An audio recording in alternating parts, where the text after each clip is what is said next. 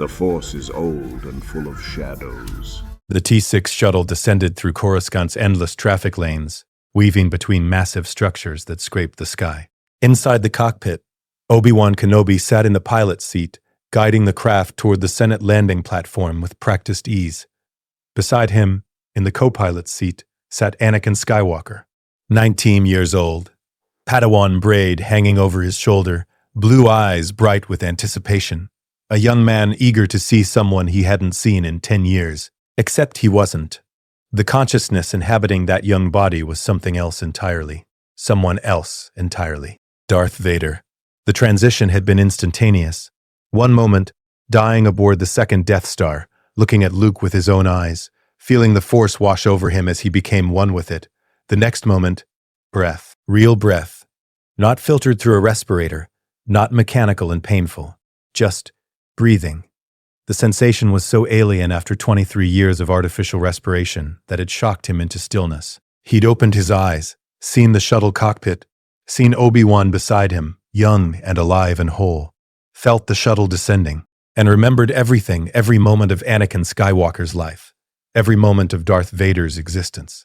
The fall, the Empire, the hunting of Jedi, the service to Palpatine, Luke, Leia, redemption, death. All of it present in his mind like a holographic record playing at impossible speed. He was Darth Vader, in Anakin Skywalker's 19-year-old body, on Coruscant, in 22 BBY. The opening of the Clone Wars, the Force had given him a second chance, or a curse. He wasn't certain which. Anakin? Obi-Wan's voice cut through his shock. Are you listening? I said we're approaching the platform. Senator Amidala's ship should already be docked. Try not to embarrass yourself when you see her. Vader turned his head. The movement still felt wrong, too easy, no restriction from armor, and looked at his former master, Obi-Wan Kenobi, 35 years old, beard neatly trimmed, eyes clear and trusting. The man who would leave him burning on Mustafar in 3 years.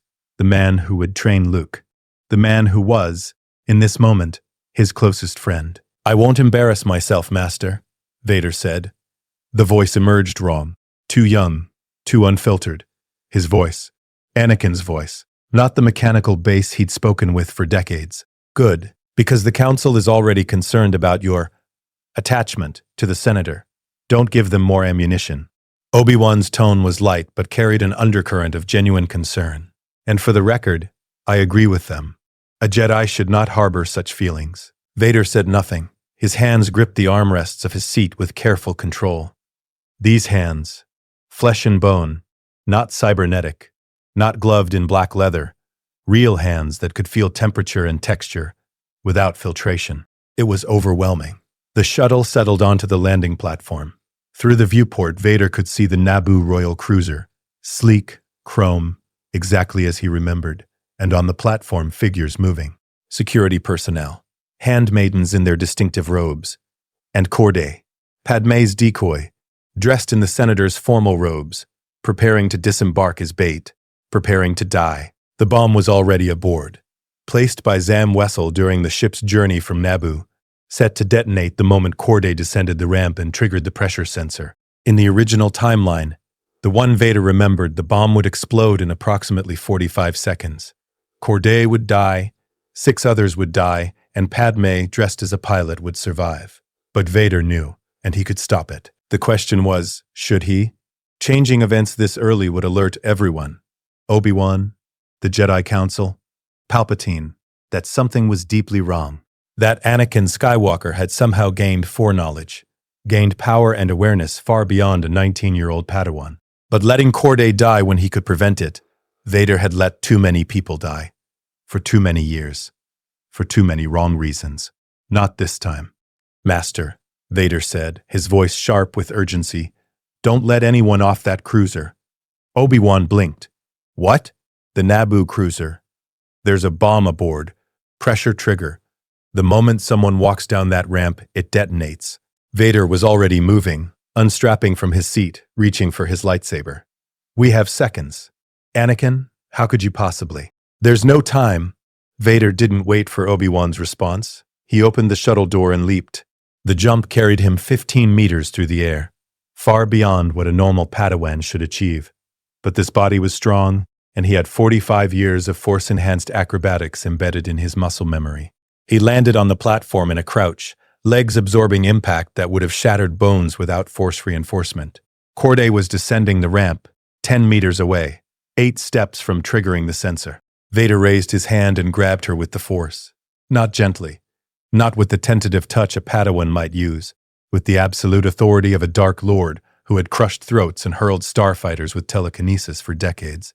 Corday jerked backward as if struck, lifted off her feet, yanked away from the ramp with violence that was completely unmistakable as Vader's signature move. She flew through the air and landed hard on the platform, 10 meters from the cruiser.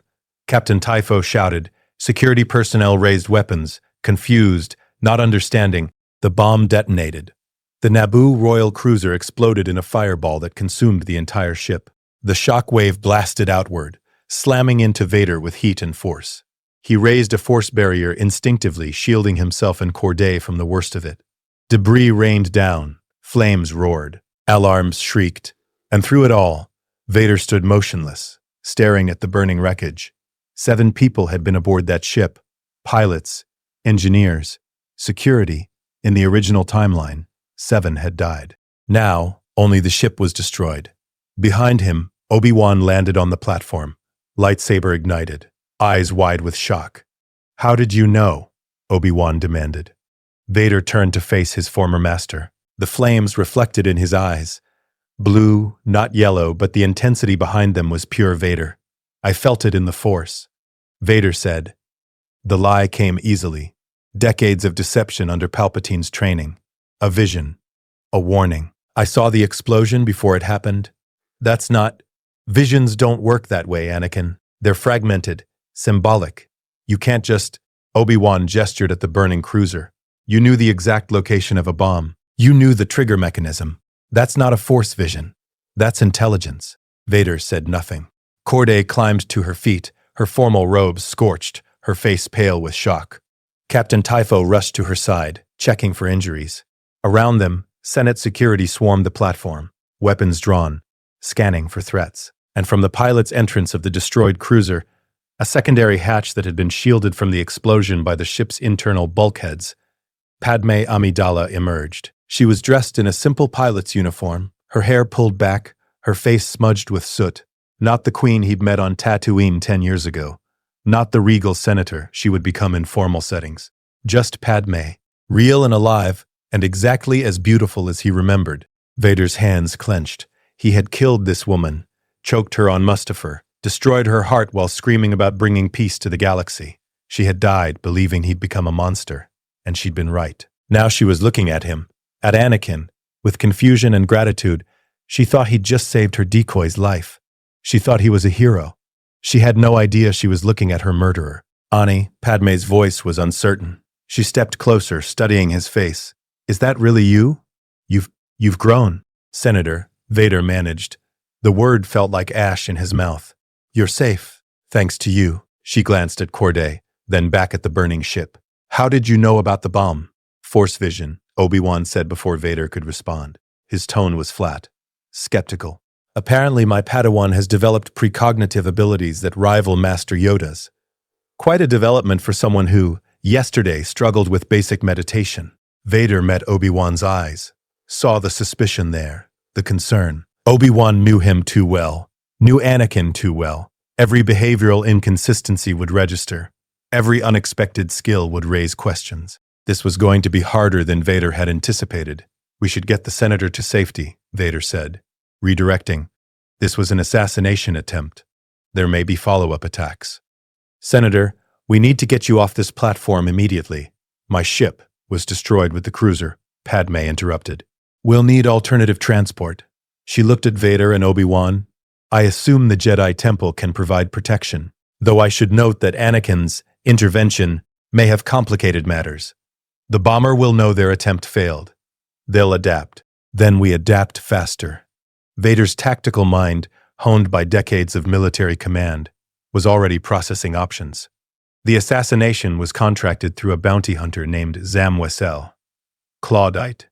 Changeling. She's operating out of the Outlander Club in the entertainment district. We take her into custody before she can report the failure. Extract information about who hired her. How? Obi-Wan said very slowly. Do you know that? Vader realized his mistake. He'd spoken from memory, from knowledge of events that hadn't happened yet, from the investigation he and Obi-Wan had conducted in the original timeline. But that investigation had taken hours. Following leads, tracking the toxic dart, interrogating informants. He couldn't possibly know this information now. Force vision, Vader repeated. But the words rang hollow even to his own ears. Anakin. Obi-Wan's voice carried warning. What's going on? And don't insult my intelligence with talk of visions. Something has happened to you. Something significant. I can feel it in the Force. Your presence has changed. You're different. We don't have time for this discussion, Vader said. Every moment we delay, Wessel gets further away. She'll report to her employer. Who is? Padme asked. Vader's jaw clenched. Telling them would prevent so much suffering. Jango Fett led to Kamino. Kamino revealed the clone army. The clone army was Dooku's plot. Dooku served Sidious. Sidious was Palpatine. One thread pulled and the entire conspiracy unraveled. But pulling it now, this early, with no evidence beyond his word. I don't know, Vader lied. But we'll find out when we interrogate Wessel, if she's still in the Outlander Club, Obi-Wan said. If your vision is accurate. If any of this makes sense, which it currently doesn't. He shook his head. But you're right about one thing. We need to move. Senator, stay close to us. Anakin, lead the way. And when this is over, you and I are having a very long conversation about what's really happening here. Vader nodded. He could feel Obi-Wan's suspicion like a weight in the Force. His master's trust was already fracturing. Good. Trust was a weakness he couldn't afford. Not when Palpatine was watching. Not when the fate of the galaxy hung on his ability to navigate the next 3 years without falling again. They left the burning platform behind. Senate destruct. Speeder chase. Vader piloted the airspeeder with precision that shocked even him. Muscle memory from Anakin's racing experience, combined with tactical awareness from decades of starfighter combat. The speeder wove through Coruscant traffic at speeds that made Padme grip her seat, and Obi-Wan mutter prayers to the Force. Slow down, Obi-Wan shouted over the wind. You're going to kill us all. No, I'm not. Vader's hands moved across the controls with absolute confidence. Trust me. I'm beginning to think that's unwise. They screamed past a cargo hauler, missing it by centimeters. Padme made a sound that might have been a scream or a laugh, difficult to tell with the wind. Vader focused. The Outlander Club was 17 levels down, 8 kilometers east. In the original timeline, they'd arrived too late. Wessel had already left, leading to the assassination attempt with the Kohuns, the speeder chase across Coruscant, the crash landing. This time, Vader would catch her before she could leave, interrogate her, extract the name, Jango Fett, then decide how to proceed. The question that gnawed at him. Should he prevent the clone army from activating, or should he allow events to proceed, manipulating them from within? The clone army was a weapon pointed at the Jedi. Order 66 would kill thousands, but it was also the only military force capable of opposing the Separatists, who were themselves Palpatine's creation. Stopping the Clone Wars entirely meant preventing the circumstances that would expose Palpatine. But allowing them meant accepting millions of deaths. There was no clean answer. There, Vader pointed at the glowing entrance to the Outlander Club. She's inside. I can feel her presence. You can feel a specific bounty hunter's presence in a club with 3,000 occupants? Obi-Wan's skepticism was reaching critical levels. Anakin, that's impossible for a Padawan. Yes, I know. Vader landed the speeder with aggressive precision, setting down in a restricted zone that would definitely attract security attention. We don't have time for subtlety. He disembarked before the others could protest, strode toward the club entrance with purpose that parted the crowd. Instinctively, people saw something in his eyes, something that made them step aside without conscious thought. Fear. Vader was projecting fear without realizing it, an aura he'd cultivated for decades as the Emperor's enforcer. It clung to him even in this young body, even without the armor and respirator. Obi-Wan and Padme followed, struggling to keep pace. Inside the Outlander Club, noise and light assaulted Vader's senses. Music pounded. Beings of 100 species drank and gambled, and conducted business in shadowy booths. The air reeked of alcohol, spice, and desperation. Vader's eyes scanned the crowd. There, in a booth near the back, Zam Wesell, still in her humanoid form, speaking into a comlink, reporting the failed assassination to Jango Fett. On the other end of that transmission, on Camino, standing in the rain beside the clone facilities, receiving the news that the bomb had failed, Vader moved through the crowd like a force of nature. Beings scrambled out of his path. Some of them were criminals, spice dealers, slavers, murderers. They saw something in this young Jedi that terrified them on an instinctual level. Wesell noticed him approaching. Her eyes widened. She dropped the comlink and reached for her blaster. Vader's hand shot out. The Force grabbed the weapon and crushed it into scrap metal before Wesell could fire. Then the Force grabbed Wesell herself, lifting her off her seat, slamming her against the booth wall hard enough to crack the cheap plasteel. "You're coming with me," Vader said quietly. Wesell shifted, her clawdite physiology allowing rapid transformation. Her features blurred, skin tone changed. She became a Twi'lek dancer, then a human bouncer, trying to escape recognition. Vader didn't care. He could feel her in the Force. Identity was irrelevant when you could sense the pattern of someone's consciousness. He pulled her toward him telekinetically. She flew across the club, crashed to the floor at his feet. Obi-Wan and Padme arrived just as Wesell tried to scramble away. "Stay down," Vader commanded. His voice carried absolute authority, the voice of Darth Vader, Dark Lord of the Sith, speaking through Anakin Skywalker's young throat. Wesell stayed down. The entire club had gone silent. 3,000 beings watching a 19-year-old Padawan manhandle a professional assassin like she was a child's toy. "Anakin," Obi-Wan said carefully. "What are you doing?" Interrogation. Vader crouched beside Wesell. "Who hired you to kill Senator Amidala?" "I don't know what you're—" Vader's hand moved to her throat. "Not choking. Not yet. Just resting there. A promise. I don't have time for games." "Who hired you?" "You're a Jedi," Wesell gasped. "You can't, you won't. You're mistaken about what I am." Vader's eyes bored into hers. "And what I'm willing to do. Last chance. Who hired you?" Obi-Wan's hand fell to his lightsaber hilt. "Anakin, this is not the Jedi way. We don't torture suspects for—" "I'm not torturing." Vader's voice was ice. "I'm negotiating. She tells me what I need to know, or I hand her to Senate security and let them conduct their interrogation, which will be significantly less pleasant than mine." He looked back at Wesell. "Choose a bounty hunter. Called Fett, Jango Fett. He contracted the hit. Paid me 50,000 credits. That's all I know, I swear." "Where is he?" "I don't know. We met in the Iskru district. He gave me half up front. Said he'd pay the rest when the job was done. That's standard. I don't ask questions." There's a drop point in. A projectile sliced through the air. Vader's hand shot up, catching the saber dart in mid-flight with the Force. It hung suspended 2 centimeters from Wesell's neck, its toxic payload gleaming in the club lights. The crowd erupted. People screamed and ran. Chaos descended. Vader's head snapped toward the source of the dart. There, on the club's upper level, a figure in Mandalorian armor, raising a rifle. Jango Fett. He'd come personally, either to ensure Wesell's silence or to retrieve her. And now that his dart had failed, Fett fired a grappling cable, shattered the club's skylight, and rocketed upward through the hole on a jetpack. "Stay with Wesell," Vader shouted at Obi-Wan. Then he was running Force-enhanced speed, carrying him across the club, up the stairs through the shattered skylight, in a leap that should have been impossible. He landed on the roof. Fett was already airborne, jetpack flaring, racing toward the sky lanes. Vader raised his hand and pulled. The Force grabbed Fett with crushing intensity. The jetpack stuttered. The Mandalorian spun in midair, fighting for control. But Fett was experienced, skilled. He fired a wrist rocket, not at Vader, but at the roof beneath him. The explosion threw Vader backward. His Force grip broke. Fett accelerated away, disappearing into Coruscant's endless traffic. Vader stood on the burning roof, breathing hard, fists clenched. He'd been too aggressive, too direct, too much Darth Vader and not enough Anakin Skywalker. And now Jango Fett knew that someone was hunting him.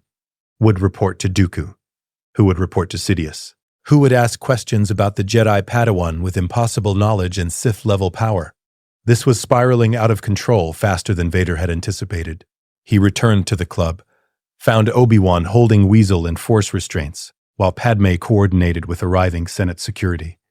"Did you catch him?" Obi-Wan's expression was unreadable. "We'll have to make do with what we have. Wessel has agreed to cooperate in exchange for protective custody." "Smart choice," Vader said. "Indeed, though I noticed your interrogation technique was rather unorthodox, borderline dark side, one might say." Obi-Wan's voice was carefully neutral. "We'll discuss that later. For now, Senator Amidala needs to be relocated to a secure facility. I suggest her apartment, with Jedi protection." "Agreed," Padme said. "Though I'm not thrilled about being bait." "You won't be bait," Vader said. "You'll be protected. I'll ensure it." Or might have been the first stirrings of the affection that would eventually become love. Vader looked away. He couldn't bear that gaze. Not when he knew how it ended. Not when he knew what he'd done to her. Padme's apartment. Night. The apartment was exactly as Vader remembered it. High-rise luxury in one of Coruscant's better districts. Floor-to-ceiling windows overlooking the endless city. Elegant furniture. Art from a dozen systems. And in 3 hours, unless Vader prevented it, 2 Kohuns would be delivered through those windows by a probe droid. Poisonous arthropods designed to kill Padme in her sleep. Vader stood by the window, watching Coruscant's lights. Behind him, Obi-Wan spoke quietly with Padme about security arrangements. Captain Typho coordinated with his remaining guards. Everything proceeded according to plan. But Vader's mind was elsewhere. Palpatine knew by now. Had to know. The failed assassination, the capture of Wessel, Jango Fett's narrow escape, all of it would reach the Chancellor's ears within hours. And Palpatine would want to speak with Anakin, would want to assess what had changed. The meeting was inevitable, dangerous, potentially fatal. Palpatine had spent 10 years grooming Anakin Skywalker, planting seeds of doubt about the Jedi, offering sympathy and understanding, slowly, methodically, poisoning a child's mind against his mentors. But Vader knew every trick, every manipulation, every lie. The question was, could he play the role? Could he pretend to be the naive 19-year-old Anakin while hiding the awareness of a 45-year-old Sith Lord? Anakin. Padme had approached while he was lost in thought. She stood close, too close by Jedi standards, looking up at him with those dark eyes that had haunted his dreams for decades. "Thank you," she said quietly, "for saving Corday, for saving all of us. I know the Jedi say we shouldn't form attachments, but I'm grateful, more than I can express. It was my duty." The words were ashes in his mouth. "Still, you risked yourself, exposed yourself to danger without hesitation." She smiled slightly. "You've grown so much, Ani. The boy I met on Tatooine was brave, but you're something more now, something powerful." If only she knew. "I'm just a Padawan," Vader said. "You're more than that. I can see it. Everyone can see it." She reached out, her hand touching his arm lightly. "Obi-Wan is concerned. He thinks something has changed in you." "Has it?" "Yes. Everything. I've been training," Vader said carefully. "The Jedi trials are difficult. They change you. Make you confront things you'd rather avoid." "What things?" "Fear, anger, loss, the attachments we're told to release."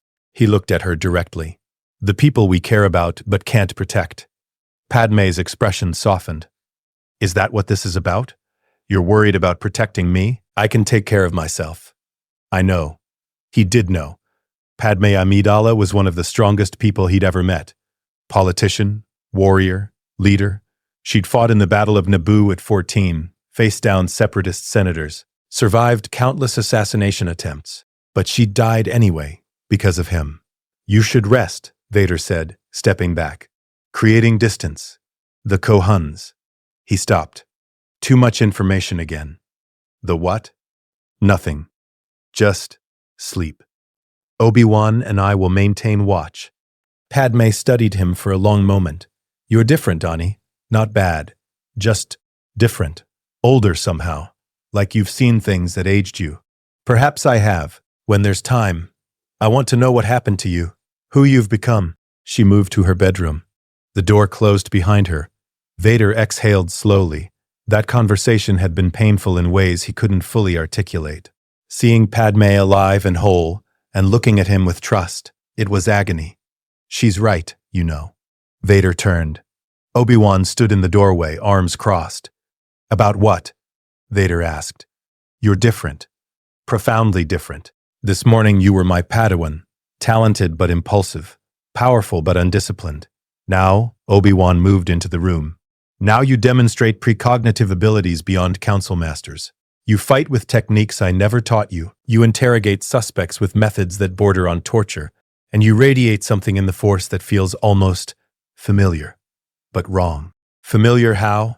Like an echo, a shadow of something I've encountered before but can't quite place. Obi-Wan's eyes were sharp. Anakin, I need you to be honest with me. What happened? What changed? Vader considered his options. He could lie, maintain the cover. But Obi-Wan was too perceptive, too connected to him through their training bond. Eventually, the Master would sense the deception. Better to give him partial truth, something he could accept. I had a vision, Vader said. In meditation last night, it wasn't like normal Force visions, fragmented and symbolic. It was complete, comprehensive. I saw the future, Master. I saw how events would unfold if I didn't act. What did you see? War, the Clone Wars, millions dead, the Jedi Order destroyed, the Republic fallen. And myself, Vader's voice dropped. I saw myself fall to the dark side, become something monstrous. A servant of evil. Obi-Wan's expression was unreadable. Go on. I saw Palpatine. The Chancellor, Vader stopped. How much could he reveal? He's more than he appears. And he has plans. Terrible plans. The assassination attempt on Senator Amidala is just the beginning. There's a conspiracy, Master, one that reaches to the highest levels of the Republic. You're saying the Chancellor is involved in a plot against the Republic he leads? I'm saying things are not what they seem. And if we don't act carefully, if we don't prevent certain events, the future I saw will come to pass. Vader met Obi-Wan's eyes. I need you to trust me, even when I do things that seem wrong. Even when my methods disturb you. I'm trying to save everyone. It showed you falling to the dark side? Yes. And you believe you can prevent it? That seeing the future allows you to change it? I have to believe that, because the alternative, accepting that fate is fixed, that I'm doomed to become a monster, that's not acceptable. The future is always in motion, Obi-Wan said quietly. Master Yoda teaches that. But Anakin, if you've truly seen a path where you fall to darkness, the way to avoid it isn't to embrace dark side methods yourself. That's how corruption begins, justifying small compromises until they become large ones. I know the risks. Do you? Obi-Wan stepped closer. Because from where I'm standing, you're already changing. Becoming harder, more ruthless, more willing to hurt others to achieve your goals. That's not the path of a Jedi, Anakin. That's the path you claim to want to avoid. Vader had no answer for that. Because Obi-Wan was right. He was Darth Vader wearing Anakin Skywalker's face. And every action he took, every necessary compromise, every brutal efficiency brought him closer to what he'd been. What he'd sworn never to be again. I'll be more careful, Vader said finally. See that you are. Obi-Wan moved to the window looking out at the city. The Council will want to speak with you about today's events. Your abilities. I can only protect you so far, Anakin. If they sense darkness in you, they'll expel me from the Order. Or worse. Master Windu in particular has concerns about your training. He believes you were taken on too young. That your emotional attachments make you vulnerable to manipulation. Obi-Wan's voice was heavy. Don't prove him right. Vader said nothing. Mace Windu's suspicions had, in the original timeline, been entirely correct. Anakin's attachments had been his downfall. His fear of losing Padme had driven him straight into Palpatine's arms. But that was the paradox, wasn't it? Vader knew intellectually that attachment was dangerous, that it could lead to the dark side. But he also knew, had learned through Luke, that attachment, connection, love could also be the path to redemption. The Jedi teaching of complete detachment was wrong, but the Sith embrace of selfish passion was equally wrong. Balance, that's what was needed, but balance was the hardest path of all. I'll speak to the Council, Vader said. Tomorrow, after we've dealt with the second assassination attempt. Obi-Wan turned sharply. What second attempt? The one that's coming in approximately. Vader checked the chrono. 2 hours and 30 minutes. Probe droid carrying Kuhuns. Poisonous arthropods. They'll attempt to enter through the bedroom window and kill the Senator in her sleep. How? Obi-Wan stopped. Took a breath. Your vision again. Yes. And you're certain. Absolutely. Then we'll be ready. Obi-Wan's hand moved to his lightsaber. Though I'm beginning to wish your visions came with less certainty, it would make them easier to dismiss as paranoia. Would you prefer I let the Senator die? Of course not. But Anakin, these visions, this knowledge, it's changing you, making you colder, more calculating. Promise me you won't lose yourself in the pursuit of preventing the future you saw. Vader looked at his master, his brother, his friend, the man he'd betrayed and fought and mourned, and couldn't make that promise, because he'd already lost himself 23 years ago on Mustafar, and he wasn't certain he could find himself again. Padme's apartment, 0237 hours. Vader stood by the window in complete stillness, his presence in the Force carefully muted. Across the room, Obi-Wan meditated in a chair, ostensibly resting but actually maintaining vigilant awareness of their surroundings. In the bedroom, Padme slept, or pretended to sleep. Vader could sense her consciousness, not quite awake but not fully resting either. The tension of being targeted for assassination made true rest impossible. He checked the chrono. 14 minutes until the probe droid arrived. In the original timeline, Obi-Wan had sensed the Kuhuns and destroyed them at the last moment. Then they'd pursued the probe droid, which had led them to Zam Wesell's speeder. The chase across Coruscant had followed, reckless, dangerous, ultimately successful. But Vader had already changed that timeline. Wesell was in custody.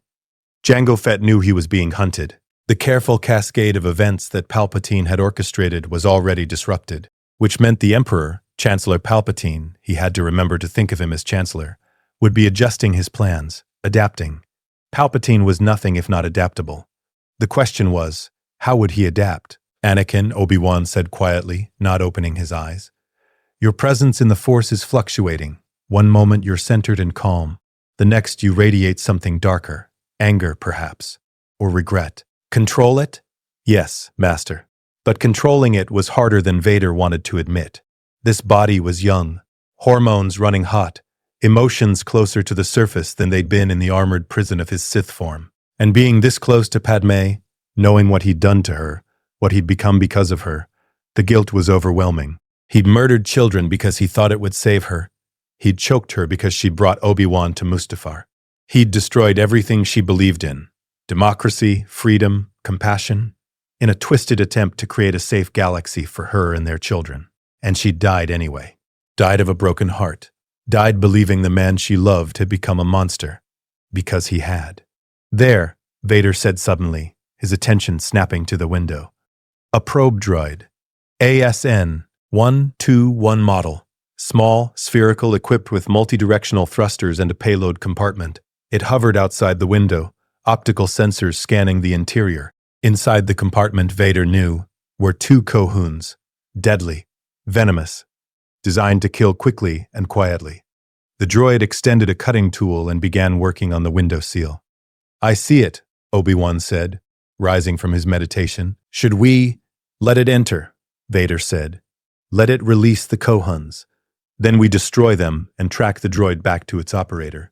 That's a significant risk to the Senator. I can kill the Kuhuns before they reach her. Trust me. Obi-Wan's expression showed clearly that trust was becoming difficult. But he nodded. The droid completed its work. The window slid open silently. The probe droid maneuvered inside, moving with programmed stealth toward the bedroom.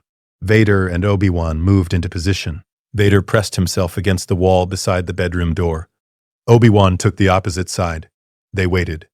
The probe droid entered the bedroom. Through the Force, Vader felt it release the Kuhuns, felt the arthropods begin their crawl across the floor, up the side of the bed, toward Padme's sleeping form. He counted. 3 seconds. 4. 5. Now, Vader's hand shot out. The Force grabbed both Kuhuns simultaneously, lifted them into the air, and crushed them to paste. The poison in their bodies hissed as it was expelled harmlessly into the air. In the bedroom, Padme jerked awake with a gasp. The probe droid's sensors detected the threat. It spun, retreating toward the window.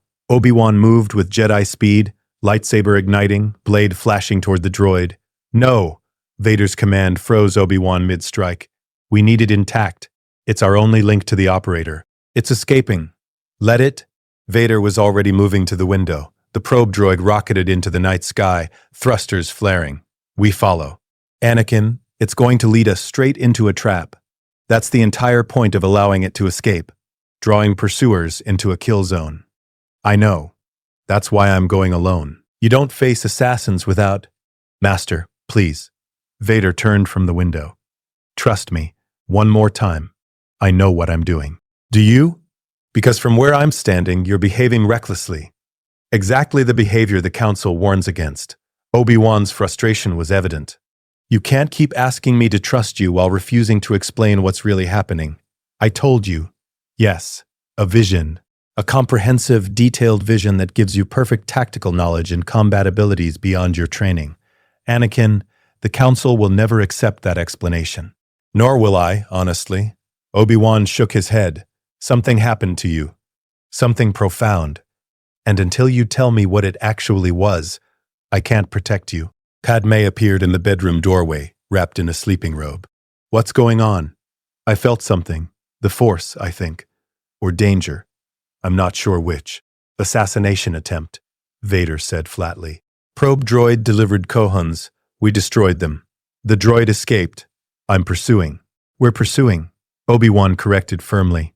Together, the Senator will be secured with Captain Typho and his guards. You and I will track the droid. And Anakin, when we return, you're answering every question the Council asks. Completely. Honestly. No more evasions. Vader wanted to argue, wanted to insist on operating alone, but he could see Obi-Wan's resolve hardening. Push too far, and the Master would report his concerns to the Council immediately. That would mean interrogation, possibly even a mental probe from Yoda. And if Yoda looked into Vader's mind, no. He had to maintain the cover a little longer. Agreed, Vader said. We go together. They left Padme with her security detail and took the airspeeder. This time Obi-Wan piloted, a decision Vader understood as his master reasserting control over their increasingly unbalanced dynamic. The probe droid's signature in the Force was clear. Vader could track it easily, another ability that should have been beyond a Padawan, but came naturally to someone who'd spent decades hunting targets through Force sense. They flew through Coruscant's nighttime traffic, following the droid as it led them toward the Uskru Entertainment District. Exactly as Vader remembered, the droid would lead them to Zam Wesell's location, except Wesell was already in custody, which meant this was definitively a trap. Anakin, Obi-Wan said as they flew, when we find whoever's controlling that droid, let me handle the interrogation. I'm concerned about your methods. What you did to Wesell earlier, that wasn't the Jedi way. It was aggressive, threatening, almost dark side, Vader finished. You can say it, Master. I know what it looked like. Then you understand my concern. The dark side is seductive, Anakin. Small compromises lead to larger ones. You justify cruelty as necessity, and before you realize it, you've become the thing you're fighting against. If only Obi-Wan knew how precisely correct he was. I'm not falling to the dark side, Vader said. The lie tasted like ashes. I'm trying to prevent it. Everything I do is calculated to avoid the future I saw. And if your calculations are wrong, if preventing one dark future creates another, Obi-Wan's voice was gentle. The Force has a will, Anakin. We serve it. We don't command it. Trying to impose your vision of how things should be, that's the path to arrogance. And arrogance leads to the dark side. I know. Vader's hands clenched. But what if I've seen the alternative? What if I know with absolute certainty that following the Jedi Code leads to disaster? Am I supposed to just accept that? Let it happen. You're supposed to have faith that the Force will guide us to the right outcome, even if we can't see the path clearly. Obi-Wan glanced at him. That's what being a Jedi means. Surrendering your ego. Trusting in something larger than yourself. Vader had trusted once. Trusted that destroying the Jedi would bring peace. Trusted that serving the Emperor would create order. Trusted that controlling the galaxy through fear would protect the people he loved. And it had all been lies. Trust was a luxury he could no longer afford. The droid stopped, Vader said, pointing. There, the landing platform, attached to a mid-level entertainment complex. The probe droid hovered near a parked speeder, not Wesell's speeder, since she was in custody. Someone else's. They landed. Approached cautiously. The speeder was empty. The probe droid circled it once, then powered down, settling onto the platform as if awaiting further instructions. Trap, Obi-Wan said quietly. Obvious trap. Yes. Obi-Wan sighed. I'm too old for this. They moved forward, lightsabers ready but not ignited. Vader's senses extended through the Force, searching for. There. On the rooftop above, a figure in Mandalorian armor, rifle aimed. Not at them, at the probe droid. Jango Fett was destroying the evidence. The shot rang out. The probe droid exploded in a shower of sparks and shrapnel. Vader reacted on instinct. His hand shot up, Force barrier deflecting debris that would have shredded them. Obi-Wan spun, tracking the shooter's position. Rooftop, Obi-Wan called. Vader was already moving. A Force-enhanced leap carried him 15 meters straight up. He landed on the rooftop in a crouch, eyes locking onto Fett's position. The Mandalorian was good. He'd already moved, rocket boots firing, carrying him laterally across rooftops. But Vader had fought Mandalorians before, had killed them, had studied their tactics during the Empire's conflicts with Mandalorian resistance cells. He knew how they thought. Vader reached out with the Force and grabbed the edge of Fett's jetpack. Not the man himself, but the equipment. Yanked it hard.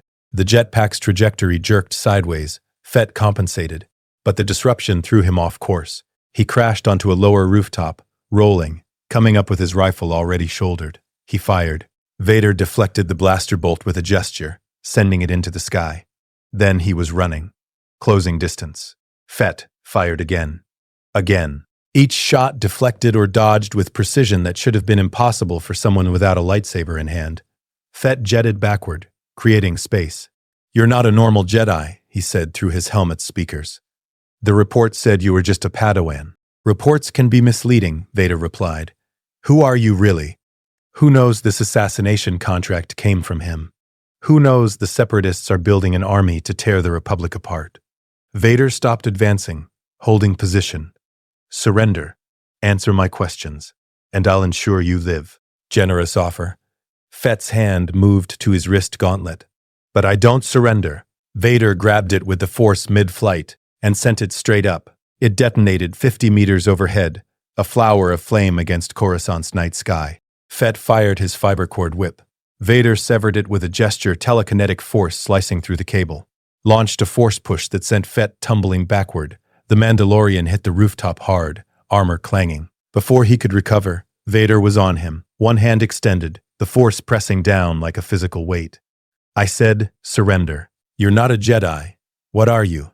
What was he? Not Jedi, not Sith, not Anakin, not Vader. Something in between.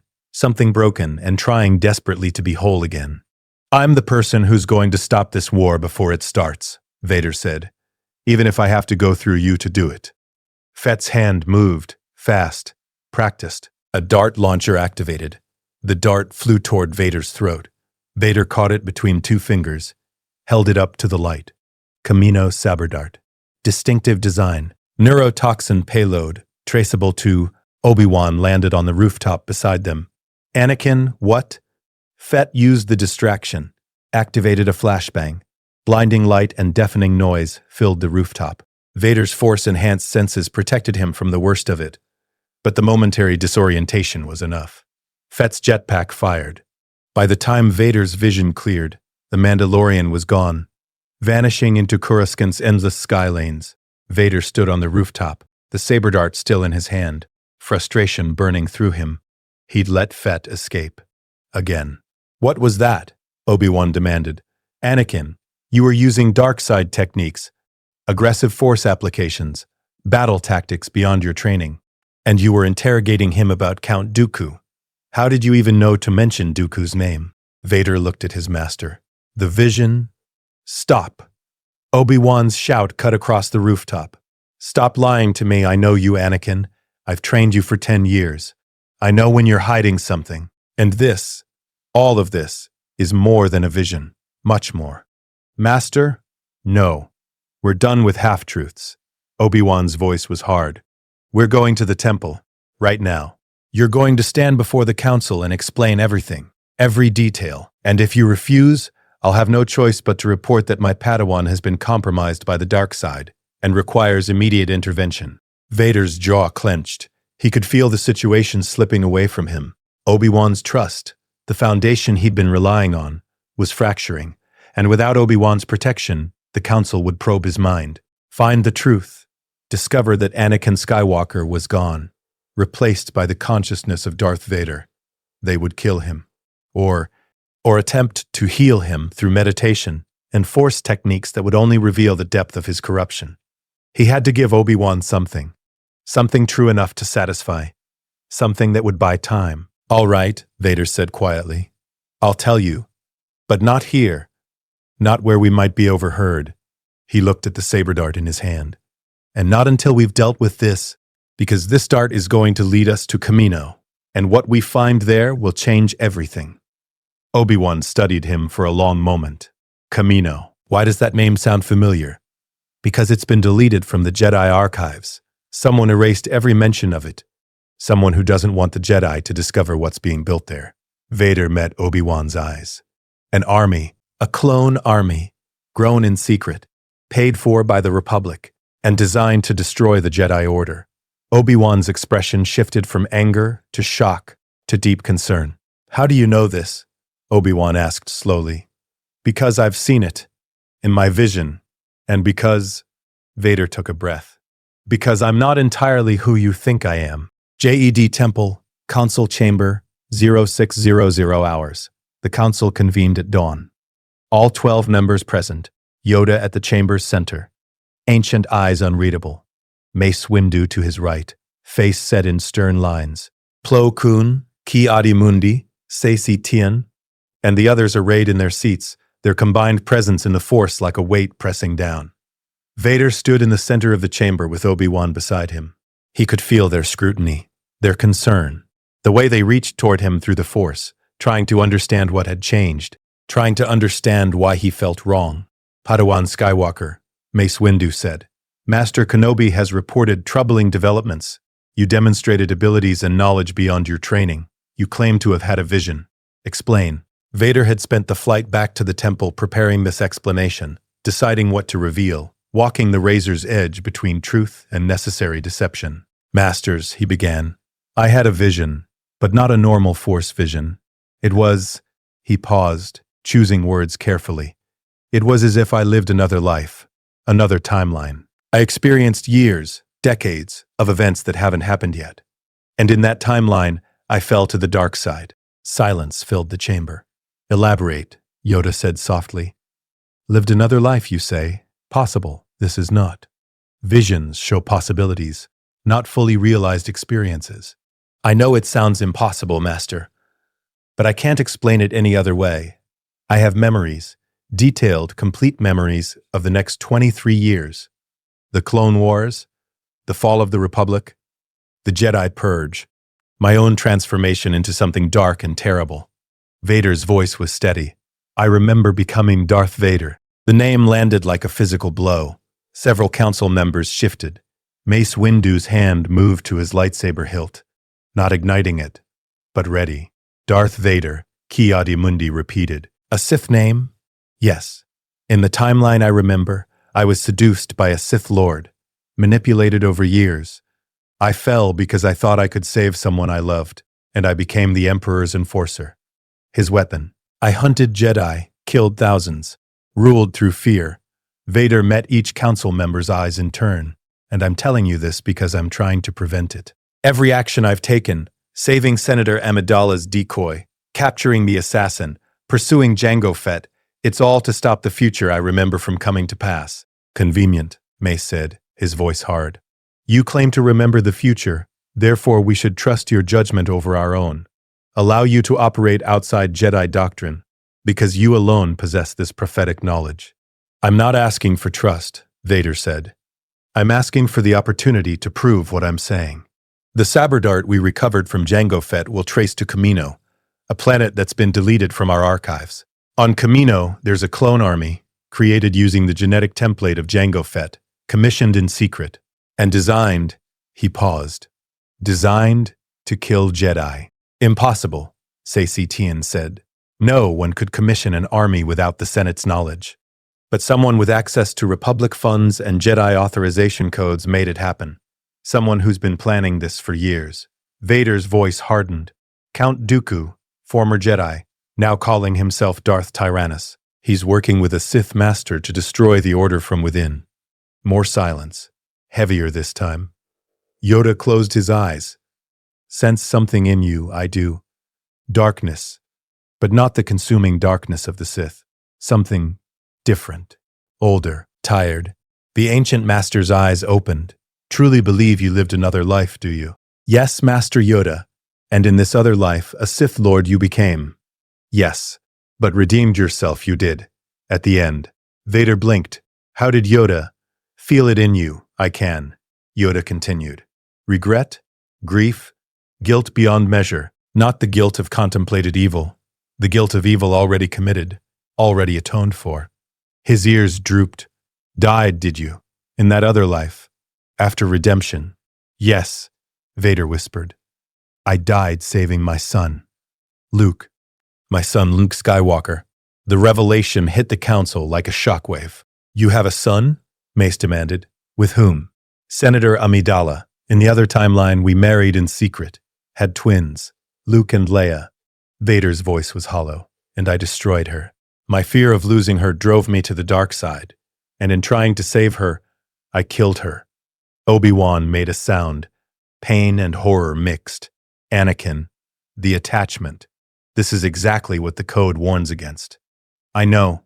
The council was right. My attachment to Padme was my downfall. Vader looked at Yoda. But it was also my salvation. My love for my son, for Luke. That's what brought me back to the light at the end. Attachment can destroy, but it can also redeem. A paradox, Ki-Adi-Mundi said, and one the Jedi Code exists to prevent us from facing. In the timeline I remember, the Code's rigid insistence on detachment blinded the Jedi to Palpatine's corruption. We were so focused on avoiding emotional compromise that we couldn't recognize when we were being politically manipulated. Palpatine, Plo Koon's voice was sharp. The Supreme Chancellor is a Sith Lord. Darth Sidious. He's been orchestrating everything. The Trade Federation crisis. The Separatist movement. The Clone Army. He created both sides of the coming war, and he's planning to use that war to destroy the Jedi and establish himself as Emperor. The chamber erupted. Council members spoke over each other. Denial. Shock. Demands for evidence. The controlled serenity of the Jedi Council shattered by the weight of Vader's accusation. Mace Windu's voice cut through the chaos. Enough. Silence returned. These are extraordinary claims, Mace said. Accusations against the Supreme Chancellor of treason. Conspiracy. Sith allegiance. You understand what you're saying, Padawan? Yes, Master Windu. And you have proof? Not yet, but I know where to find it. Kamino. The Clone Army. Trace the funding. Follow the authorization codes. They'll lead back to Dooku, and Dooku leads to Sidious. Vader's voice was urgent. But we have to move carefully. If Palpatine suspects we know, he'll accelerate his plans. Trigger the war early. Activate contingencies we won't see coming. Or, Mace said slowly, you're a Sith apprentice yourself, sent to sow discord, divide the council, weaken us from within through paranoia and accusation. Vader had expected this. If I were a Sith, why would I warn you? Why expose the conspiracy? To gain our trust, to position yourself as our savior while actually serving your master's agenda. Mace's eyes were hard. I sense darkness in you, Skywalker. You admit to having lived as Darth Vader. How do we know you're not still him? That this isn't an elaborate deception? You don't, Vader said simply. You have to make a choice. Trust that the Force has given us, a second chance. Or assume I'm lying and ignore everything I've said. Lying you are not, Yoda said quietly. Everyone turned to him. Believe your story, I do. Felt your sincerity in the Force, I have. Lived another life, you did. Suffered. Fell. Redeemed yourself. And now, trying to save us all? You are, Master Yoda, Mace protested. With respect, we can't simply... Investigate we must, Yoda interrupted. Kamino, the Clone Army, Dooku's involvement. Verify Skywalker's claims. And if true they are, he paused. Then crisis beyond measure, we face. Mace looked like he wanted to argue. But Yoda's authority was absolute. Very well, Mace said. Master Kenobi, you will travel to Kamino. Investigate these claims. Report your findings directly to the Council. He looked at Vader. Padawan Skywalker, you will remain in the temple, under observation, until we verify your story. No, Mace's voice was dangerous. I need to go to Tatooine. My mother, Shmi Skywalker, she's in danger. In the timeline I remember, she's captured by Tusken Raiders, tortured, killed. It happens soon, within weeks. I have to save her. Your attachment to your mother, Ki-Adi Mundi began, is exactly what led to my fall the first time. I know. But I also know that letting her die, knowing I could have prevented it, that's what pushed me toward the dark side. The rage, the hatred, it started with her death. Vader's voice was fierce. Let me save her. Prove that I can make different choices, that the future isn't fixed. Permission granted, Yoda said finally. But conditions, there are. Master Kenobi goes to Kamino, you go to Tatooine. And Senator Amidala assign her protection. We must. Continue the assassination attempts, May. I'll protect her, Vader said immediately. No. Mace's denial was absolute. You've admitted to an attachment, to a secret marriage in another timeline. You will not be her protector. That assignment goes to another Jedi. You go to Tatooine. Alone. Rescue your mother if you can, but return here immediately afterward. But he could see the Council's resolve. Push harder, and they'd lock him in the temple indefinitely. Understood, he said. Them dismissed, you are, Yoda said. And Skywalker, fall to darkness again, you must not. Second chances, rare they are. Waste this one. Do not. I won't, Master. Vader bowed and left the chamber with Obi-Wan. In the corridor, his former master grabbed his arm. Anakin? Is it true? All of it? You really lived another life? Became Darth Vader. Married her? Yes. And your fear of losing her made you fall to the dark side? Yes. Obi-Wan's face was pale. Then the Council is right. You can't protect her. Your attachment will lead to her death if I pursue it. I know. Vader pulled his arm free. But Master, there's something you need to understand. In that other timeline, the Jedi's insistence on detachment didn't save them. It made them blind, cold, unable to recognize Palpatine's corruption because they were so focused on avoiding emotional compromise that they couldn't see political manipulation. So what do you suggest? Abandon the code entirely? No. Evolve it. Recognize that attachment isn't inherently evil. That love can be a strength if not twisted by fear. Vader's voice was urgent. The Jedi fear passion because it can lead to darkness. But suppressing all emotion doesn't prevent darkness. It just makes Jedi vulnerable to different forms of corruption. Arrogance.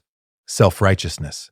The belief that our way is the only way. Obi-Wan was silent for a long moment. I need to think about this, he said finally. About everything you've said. But Anakin, if you're telling the truth, if Palpatine really is a Sith Lord, then we're walking into the greatest crisis the Jedi have faced in 1,000 years. I know. And you're at the center of it, the person with knowledge of the future. The one who fell and was redeemed. That makes you either our greatest asset or our greatest liability. I know that too. Then prove you're the former. Go to Tatooine, save your mother. But come back. Don't disappear into the Outer Rim chasing personal quests. Obi-Wan's hand gripped Vader's shoulder. I want to trust you. The Council wants to trust you. But trust has to be earned, especially when you're asking us to believe the impossible. I'll earn it, Vader promised. Obi-Wan nodded and left, heading toward the temple hangar and his mission to Kamino. Vader stood alone in the corridor. He'd revealed more than he'd wanted, but less than the full truth. The Council knew about Darth Vader now, about the fall, about Palpatine. But they didn't know the depth of what he'd done. The younglings, the Jedi Temple massacre, the 23 years of service to the Empire. They knew Vader as a future threat prevented, not as a present reality suppressed, and that gave him operating room. He had to get to Tatooine, had to save Shmi, and then he had to decide what to do about Padme, because the Council had assigned her another protector, which meant someone else would be guarding her, taking her to Naboo for safety, spending days or weeks in close proximity. Someone else would have the chance to earn her trust, her affection, maybe even her love, and Vader, Anakin, whoever he was now, would be absent, unable to influence events, unable to prevent the romance that had defined both their lives. Was that good? Would removing himself from Padme's life save her? Would preventing their marriage mean she lived? Or would it mean Luke and Leia were never born? That the future he remembered, the redemption through his son, would never occur? The paradox was maddening. Vader walked through the temple, lost in thought. Passed through corridors where, in another timeline, he'd murdered Jedi. Saw younglings practicing lightsaber forms. Children he'd slaughtered without mercy. They were alive, innocent, unaware of what he'd done to them, to their future. He had to keep them alive this time. Had to prevent the dark future from repeating, even if it cost him everything. Tatooine Anchorhead. 3 days later, the twin suns of Tatooine burned overhead as Vader walked through Anchorhead's dusty streets. It had been 10 years since he'd left this planet. 10 years since Qui-Gon Jinn had won him in a bet with Watto. 10 years since he'd said goodbye to his mother. But for Vader's consciousness, it had been much longer. 23 years as Darth Vader. 45 years total since he'd last walked these sands as a free person. And he'd never come back, never rescued Shmi. Never even tried, despite all his power as a Sith Lord. That failure haunted him. He entered the cantina, where, in the original timeline, Obi-Wan would have taken Luke to meet Han Solo. But that was decades in the future. Today, the cantina was just a watering hole for moisture farmers and traders. Vader approached the bar. "I'm looking for Shmi Skywalker. I heard she was freed and married a farmer. Cliegg Lars." The bartender, a grizzled human with sun-damaged skin, studied him. "You Jedi?" "Yes. Lars' farm is about 30 kilometers south. Take the main moisture line road. Can't miss it." The bartender's expression was sympathetic. "But friend, you might want to hurry. There's been trouble. Tusken Raiders. They hit the farm 3 days ago. Took someone. Lars and his boys went after them, but..." He shook his head. "Raiders don't take prisoners for long." "Where did they go?" Vader demanded. "The search party." "Which direction?" "Canyon country. East of Motesta. But like I said, 3 days is a long time in Tusken hands. If they're even still..." He commandeered a speeder bike from outside the cantina. Left credits on the seat, enough to buy 3 bikes, but didn't wait for permission. The engine roared to life, and he shot into the desert. 30 kilometers to the Lars homestead, then however far to the Tusken camp. He was racing against time. Against memory, in the original timeline, Anakin had arrived hours too late. Found Shmi dying, held her as she took her last breath, and then, consumed by rage, massacred the entire Tusken tribe. Men, women, children, slaughtered them all. That was the moment. The first real surrender to the dark side. The first atrocity committed in the name of love and loss. Vader couldn't let it happen again. Wouldn't let it happen. He pushed the speeder bike to maximum velocity, racing across dunes and through canyons. The wind tore at his robes. Sand stung his face. But he didn't slow. The Lars homestead appeared. A typical moisture farm, half buried in sand, condensers rising like skeletal fingers against the sky. Vader didn't stop. He knew Shmi wasn't there. She was in the Tusken camp, east, Motesta Canyon. He remembered. The speeder bike screamed through the desert. Heat shimmers distorted his vision. His throat burned from the dry air. But through the force he could feel her. Shmi, his mother, weak, fading, but alive. Still alive, Vader crested a ridge and saw the Tusken camp below. Dome-shaped huts made from desert scrap, banthas tethered near a water source, sentries posted with rifles, and in the center of the camp, tied to a wooden frame, Shmi. Even from this distance, Vader could see the damage, the torture, days of exposure to the twin suns, beatings, starvation. The Tuskens had done exactly what they'd done in the original timeline. Rage erupted through Vader. Pure, incandescent. The dark side surged, offering power and vengeance. "Kill them," it whispered. "Kill them all. They hurt your mother. They deserve death." Vader's hand moved to his lightsaber. He could do it. Drop into the camp. Slaughter every Tusken. Make them pay for what they'd done. Just like before. Just like Darth Vader would do. His hand froze on the hilt. No. This was the test. The moment where he proved he could make a different choice. Killing the Tuskens wouldn't save Shmi. It would only prove that Anakin Skywalker's rage still controlled him. That Darth Vader's methods still defined him. He had to be better. Vader dismounted the speeder bike and moved down the ridge on foot, silent, using the Force to muffle his presence. Approaching the camp with the stealth techniques he'd perfected over decades of hunting Jedi. The sentries didn't see him. He passed between huts like a shadow, reached the center of the camp. Shmi hung on the frame, barely conscious. Her breathing was shallow, her skin burned and cracked from sun exposure. Vader's heart broke. "Mother," he whispered. Her eyes opened. Barely. "Ani? Is that you?" "Yes. I'm here. I'm getting you out." He cut her bonds with a quick application of telekinesis. Caught her as she collapsed.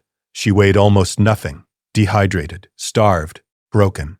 A Tusken emerged from a nearby hut, saw them, raised his rifle and bellowed a warning.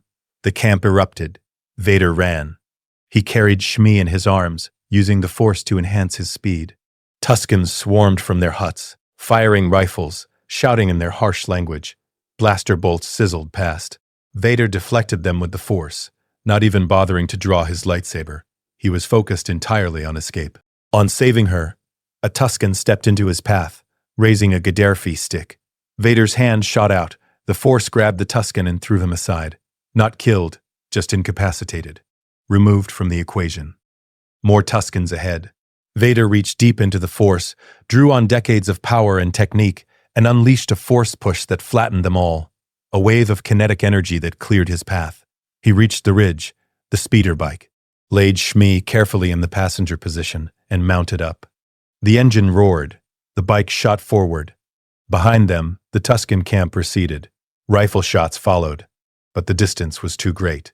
They were escaping. Vader guided the bike back toward the Lars homestead, one arm holding Shmi steady, the other controlling the vehicle. She was unconscious again, barely breathing, her body shutting down from the trauma. But she was alive. He'd saved her. Made a different choice than Darth Vader would have made. Proved that he could be better. The twin suns burned overhead as Vader raced across the desert, his mother dying in his arms but not dead, not yet, still savable if he moved fast enough. And for the first time since waking in this timeline, Vader allowed himself to hope. Maybe the future wasn't fixed. Maybe he really could change things. Maybe redemption wasn't just something that happened at the end. Maybe it could happen right now. Lars homestead, Tatooine, medical chamber. Shmi Skywalker lay in the homestead's small medical bay, her breathing stabilized by a portable respirator, her body wrapped in back-to bandages. The burns were healing. The dehydration was being treated, but the damage, physical and psychological, was severe. Klieg Lars sat in a hover chair beside her bed, his face haggard. He'd lost his leg in the failed rescue attempt 3 days ago. Lost several farmhands, nearly lost his wife. She's stable, the medical droid reported in its clinical monotone. Prognosis is favorable with continued treatment. Full recovery expected within 2 to 3 weeks. Vader stood at the window, looking out at the desert. Behind him, Owen Lars, Klieg's son from a previous marriage, Vader's future stepbrother, watched with suspicious eyes. "You're Anakin," Owen said. It wasn't a question. Shmi's son. The one who left 10 years ago to become a Jedi. Yes. You took your time coming back. The accusation hit hard, because Owen was right. In the original timeline, Anakin hadn't come back until it was too late. And in this timeline, even with foreknowledge, Vader had nearly repeated that failure. "I came as fast as I could," Vader said. "Not fast enough." Owen's voice was bitter. "She's been here for 5 years, married to my father." "Where were you?" "Training. Serving the Jedi Order. Fighting battles across the galaxy." The excuses sounded hollow even to Vader's ears. "I should have come sooner." "You're right." Owen blinked, surprised by the admission. Klieg spoke from his hover chair, his voice rough. "What matters is you came at all. You saved her when we couldn't. Those Tuskens." His hands clenched. "I was going to kill them. Every last one. When I healed enough to move again, I was going to wipe out that entire tribe." "Don't," Vader said quietly. "They tortured my wife.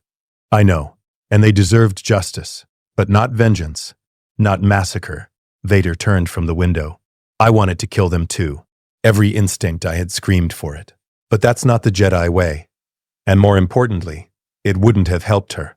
It would only have made me into the thing I'm trying not to become." Klieg stared at him. "You're a strange Jedi, Anakin Skywalker. I'm trying to be a better one." The medical droid beeped. Patient is regaining consciousness.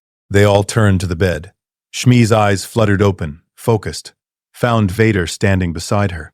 "Ani," she whispered. "You came back. I'm sorry I didn't come sooner.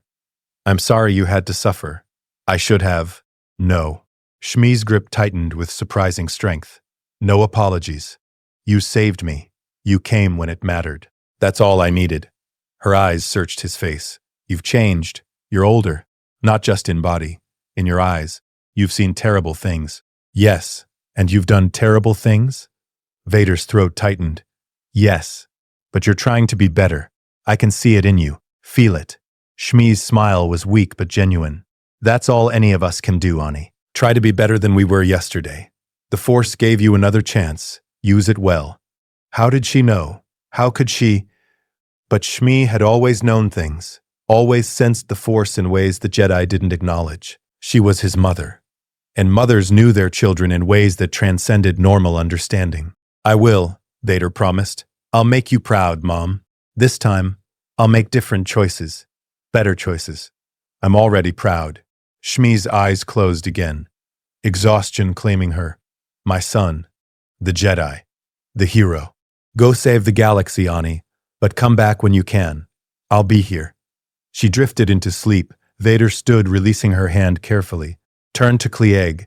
Take care of her, please. She's everything to me, she said. We'll protect her.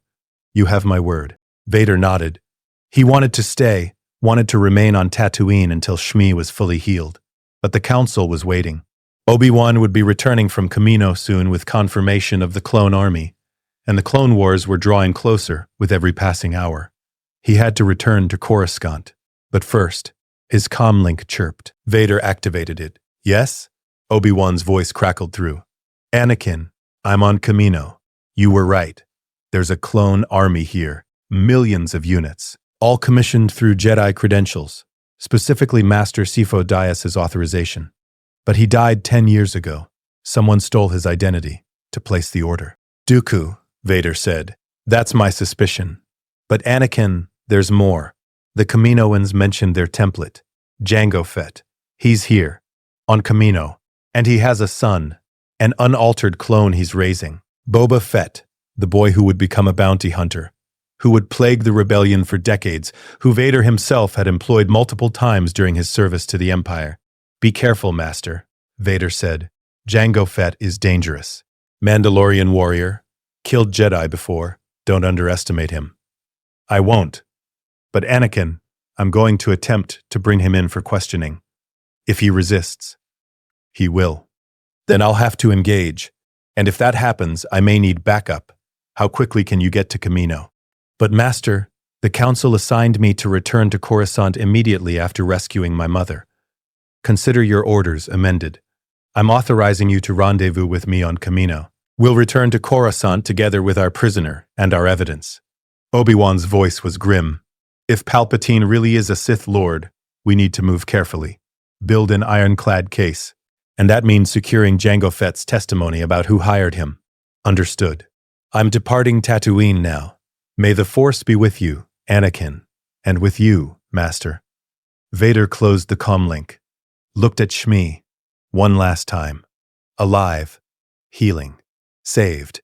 His ship waited in Anchorhead, a small Jedi courier vessel, fast, hyperspace capable. He climbed aboard, fired up the engines, and lifted off. Tatooine fell away beneath him.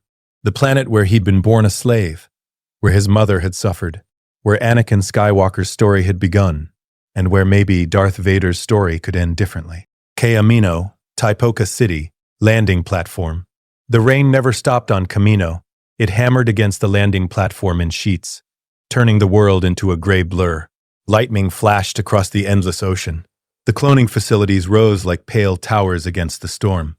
Vader landed his ship and disembarked into the deluge. His robes were soaked within seconds, but he barely noticed.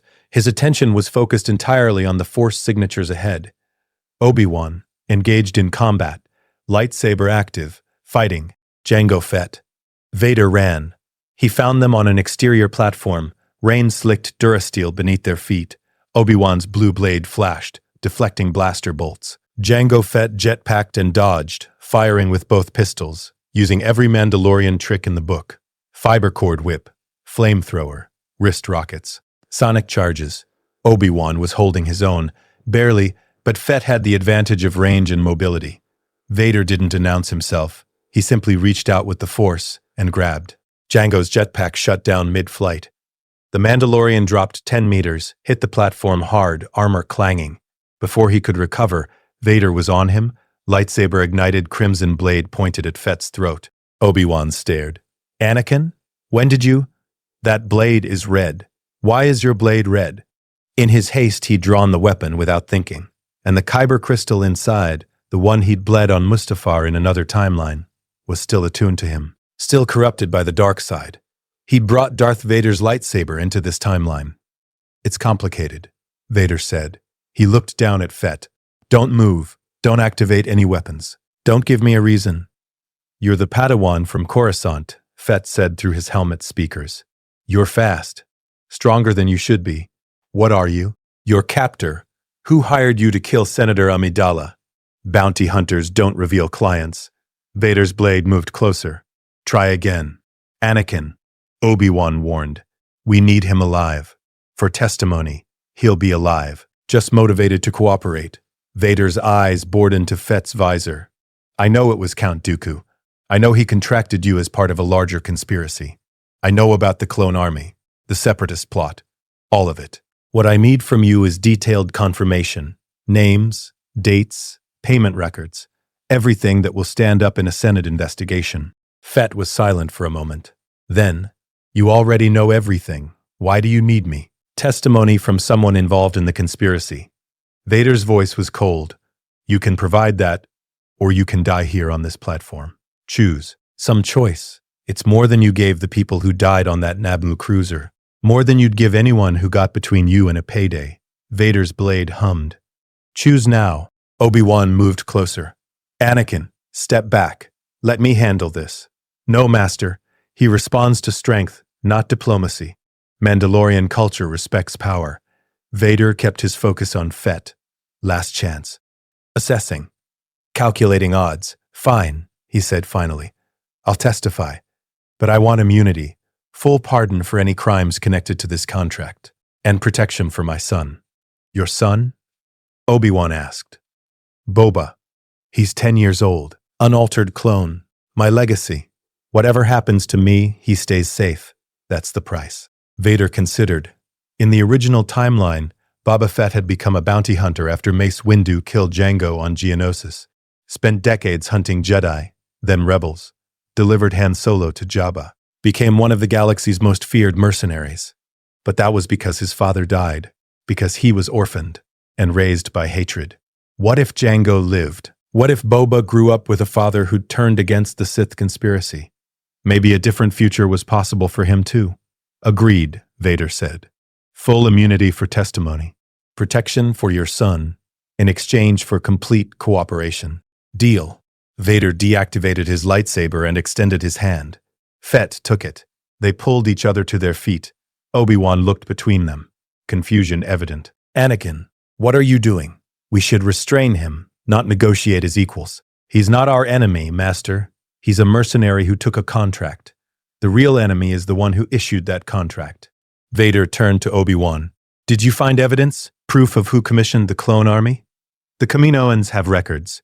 They show the order was placed by Master Sifo Dyas, using Jedi credentials and Republic funding. But the payments came from a Geonosian account, specifically from an individual named Poggle the Lesser. Geonosis, Vader said. The Separatist leadership is gathering there. Dooku, Newt Gunray, the entire Confederacy. They're planning the declaration of war. How do you know this? Obi-Wan demanded. Because I've lived through it before. The Clone Wars began on Geonosis. The Republic discovers the Separatist droid factories. The Jedi mount a rescue operation. And the first battle of the war happens in a gladiatorial arena. Vader's voice was urgent. Master, we need to get this information to the Council immediately. And we need to decide, do we prevent the war from starting, or do we allow it to begin under controlled circumstances? Prevent it, obviously. War is never the answer. In the original timeline, the Clone Wars created the emergency powers that allowed him to transform the Republic into the Empire. But if we're prepared, if we know what he's planning, we can use the war to trap him. Force him to reveal himself as Darth Sidious. You're suggesting we allow millions to die in a war we could prevent, just to catch one Sith Lord.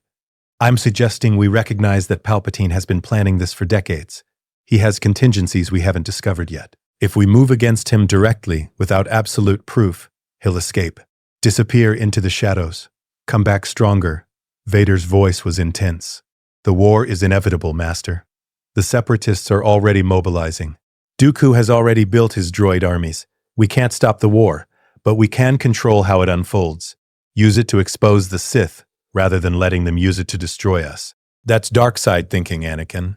Manipulating events, accepting necessary evil. That's not the Jedi way. The Jedi way led to extinction in the timeline I remember. Maybe it's time for a different approach. They stared at each other across the rain-slicked platform. Master and former apprentice. Light and shadow. Two visions of how to save the galaxy. Jango Fett cleared his throat. Not to interrupt your philosophical debate, but there are Kaminoan security forces converging on this position.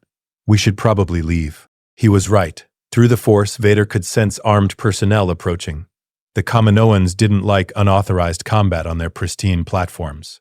My ship, Obi-Wan said. This way.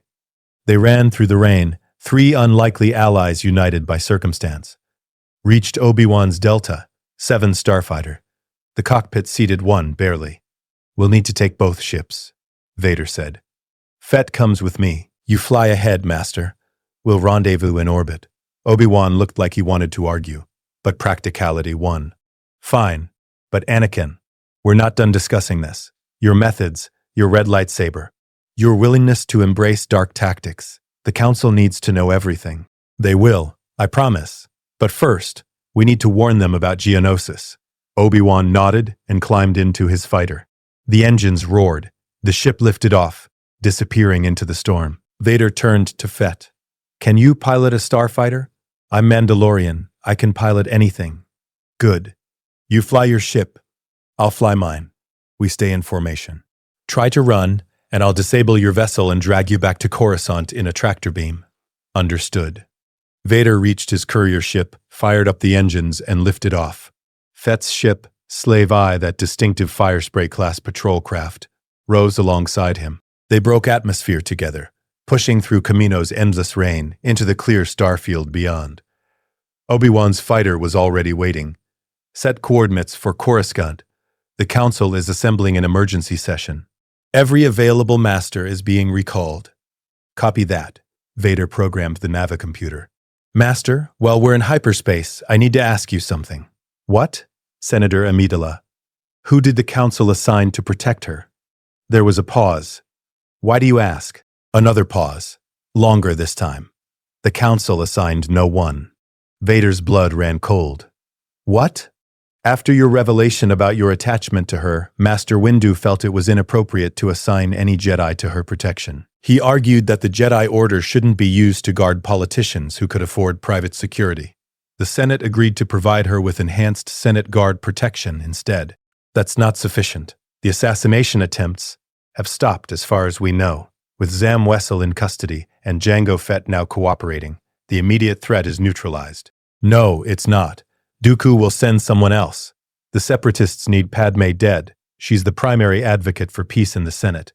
Her voice undermines their war agenda. Vader's mind raced. Where is she now?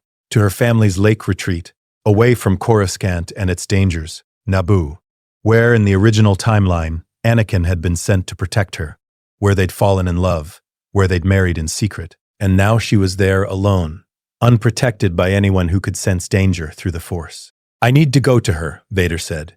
Anakin, no. The Council specifically, I don't care what the Council said. She's in danger. I can feel it through the Force.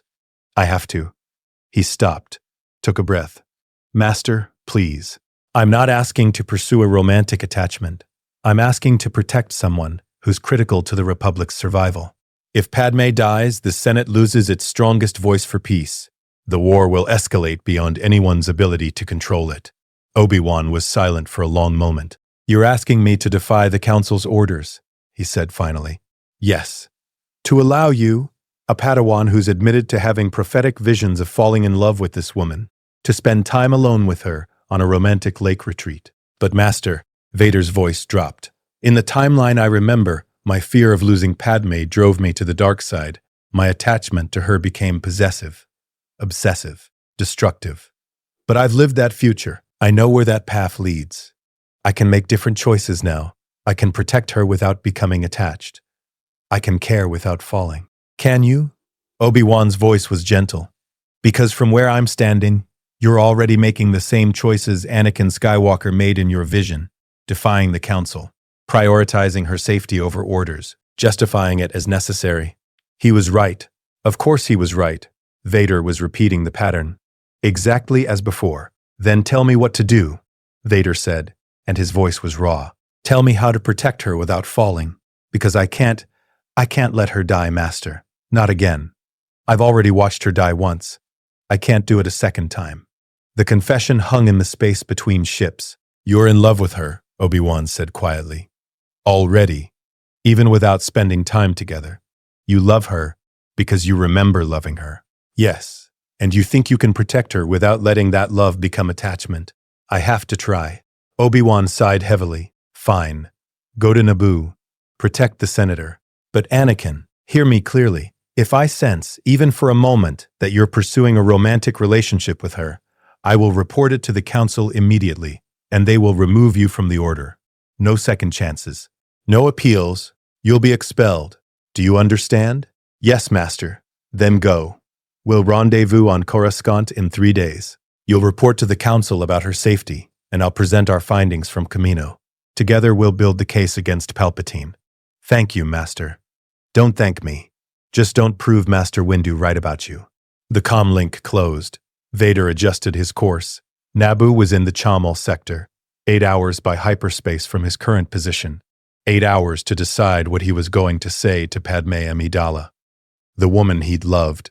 The woman he'd killed. The woman who didn't know any of it yet. The woman he had to protect without falling in love with her. Again. Naboo, Lake Retreat. Varakino. The lake retreat was exactly as Vader remembered it. Beautiful. Peaceful. A villa built into the lakeshore, surrounded by gardens and waterfalls. The kind of place where people fell in love, where Anakin and Padme had fallen in love, where they'd married in secret, where, in another timeline, they'd conceived Luke and Leia. Vader landed his ship on the villa's private platform, stepped out into Naboo's warm afternoon.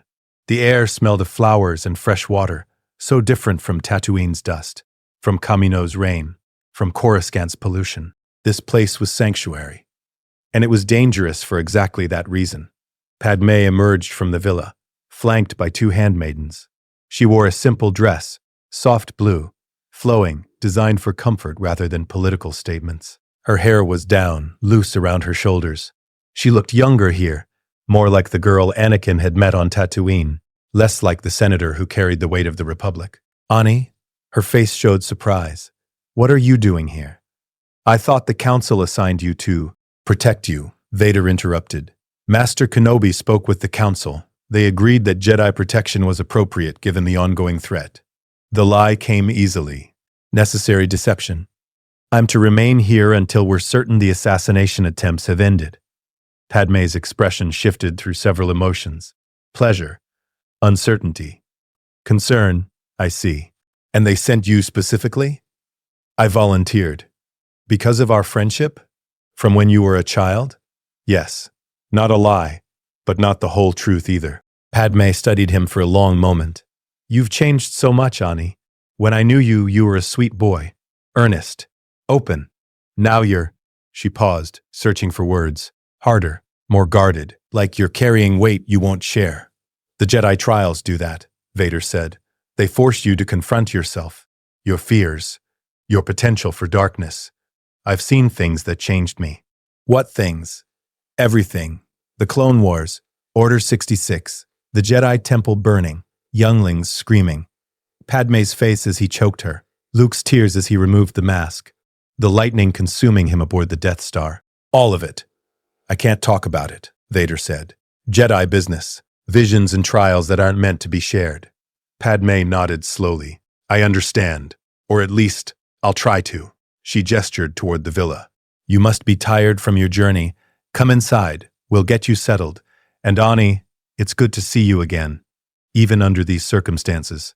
She smiled, that same smile that had haunted Vader's memories for decades. Warm, genuine. The smile of someone who saw good in everyone. Even in Monsters, Vader followed her inside. The villa's interior was open and airy. Large windows overlooking the lake. Comfortable furniture. Art from Naboo's classical period decorating the walls. A handmaiden, Dorme, Vader recognized her, showed him to a guest room. The Senator has invited you to dinner this evening. The garden's at sunset, unless you'd prefer to eat alone? I'll join her, Vader said. Thank you. Dorme left.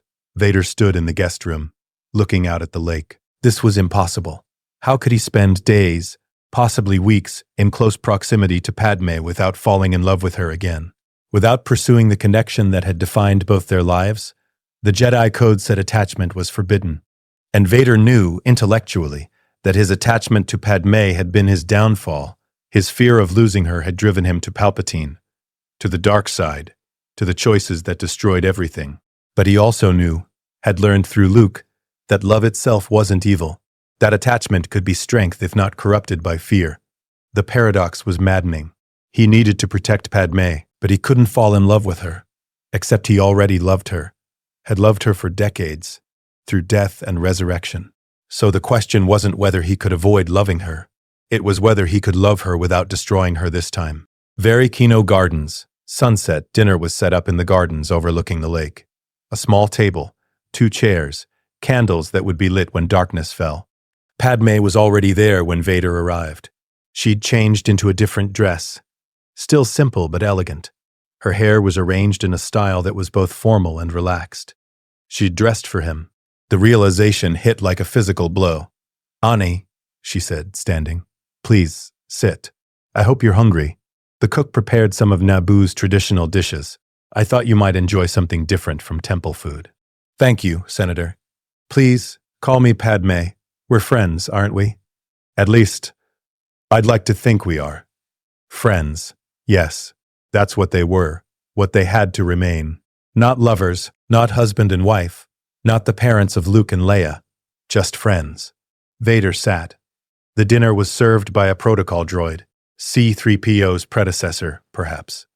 The food was excellent. Naboo lake fowl with local vegetables, fruits from the surrounding orchards. They ate in comfortable silence for a few minutes. Then Padme spoke. "Tell me about your life, Ani, the last 10 years. What was it like training to be a Jedi? Difficult, rewarding, sometimes painful." Vader chose his words carefully. "Master Kenobi is a good teacher, patient, wise. He's taught me to control my abilities, to understand the Force as something larger than myself. But the Jedi Code is strict. It demands complete detachment, no personal relationships, no attachments, no emotions that might compromise our judgment." Vader met her eyes. "Sometimes I wonder if that's wisdom, or just fear dressed as philosophy." Fear of what? Of loss, of caring so much for someone that losing them would break you. The Jedi believe that kind of attachment leads to the dark side, that it makes you vulnerable to manipulation. Do you believe that? Did he? He'd lived it. His attachment to Padme had been his downfall. Palpatine had used his fear of losing her as the lever to turn him, to corrupt him, to transform Anakin Skywalker into Darth Vader. So yes, attachment could lead to darkness. But his attachment to Luke had also been his salvation. His love for his son had brought him back to the light in his final moments. So attachment could also lead to redemption. "I believe," Vader said slowly, "that attachment without wisdom is dangerous. But complete detachment is impossible. We're all connected to each other through the Force, through shared experiences, through the bonds we form whether we intend to or not.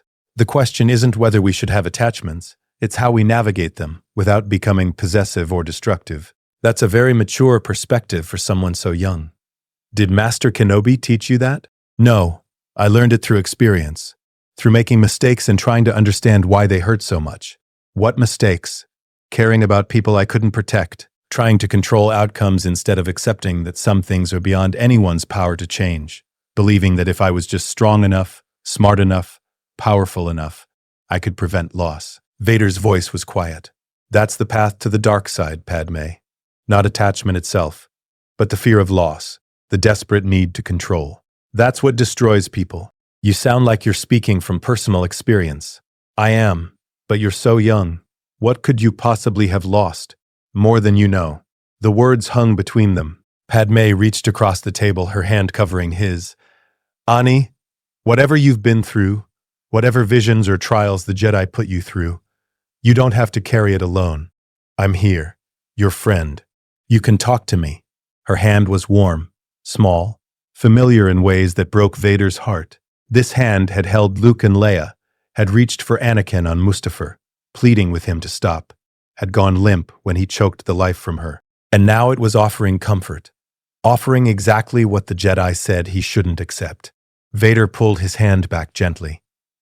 Thank you, but some burdens can't be shared. Some knowledge is too dangerous. Dangerous how? Because knowing the future doesn't mean you can change it. Sometimes it just means you suffer twice, once in anticipation, once in reality. Padme's expression was troubled. You've had visions of the future, haven't you? Dark ones. That's what this is about. Yes. What did you see? War. Death. The Republic's fall. The Jedi Order's extinction. His own transformation into a monster. Her death. Their children growing up without parents. The Empire's reign of terror. 23 years of darkness. And then, finally, redemption purchased with his own life. All of it. I saw choices, Vader said instead. Paths that lead to darkness. And paths that might, possibly, lead somewhere better. I'm trying to walk the latter while avoiding the former. That's all. Can I help? By being who you are. By reminding me that there's goodness in the galaxy worth protecting. That not everything is politics and power and manipulation. Vader managed a small smile. You have no idea how much that means, Padme. She smiled back. You've become quite the charmer, Ani. When we met, you were a sweet boy who offered to help fix my ship. Now you're a mysterious Jedi who speaks in riddles and philosophy. It's quite the transformation. People change. They do. But hopefully the core remains the same. I hope you're still the kind, brave boy I met all those years ago. Just older and wiser. Was Anakin Skywalker still in there somewhere, beneath decades of Vader's corruption? Or was he just a ghost wearing a dead boy's face? Vader didn't have an answer. They finished dinner as the sun set over the lake, painting the water in shades of gold and crimson. Beautiful. Peaceful. The kind of moment where people fell in love. And Vader felt it happening. Felt the pull, the connection reforming. The same patterns that had led to their marriage, to Luke and Leia, to her death. He had to stop it. Had to maintain distance.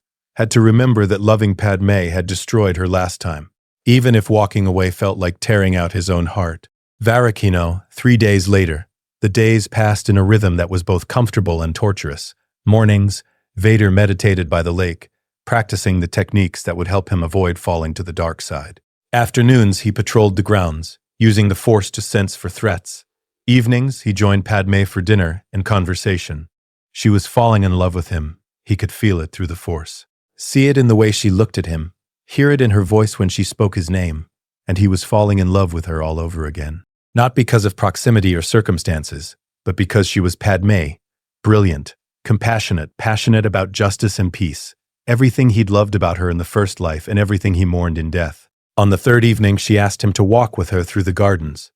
The night was warm, the air sweet with flowers. They walked in silence for a while, listening to the lake's gentle waves. Ani, Padme said finally, can I ask you something personal? Of course. The Jedi Code. It forbids relationships, attachments. But does it forbid love? Vader's heart clenched. That's a complicated question. I know. But I'd like your answer anyway. He stopped walking, looked at her in the moonlight. The code says attachment leads to possessiveness. Possessiveness leads to jealousy. Jealousy leads to fear of loss. And fear leads to the dark side. So yes, in a sense, the Jedi forbid love. At least, the kind of love that involves attachment. Caring for others? Isn't that a form of love? Yes, but it's supposed to be universal. Caring for all beings equally, not prioritizing one person over others, not forming exclusive bonds. That sounds lonely. It is. Padme turned to face him fully. And do you follow that teaching, Ani? Do you avoid attachment? Do you care for all beings equally? I try. But you fail sometimes. Yes. More than she could know. Is that what's happening now? Are you failing? The question was direct, honest, so very Padme. Vader could lie.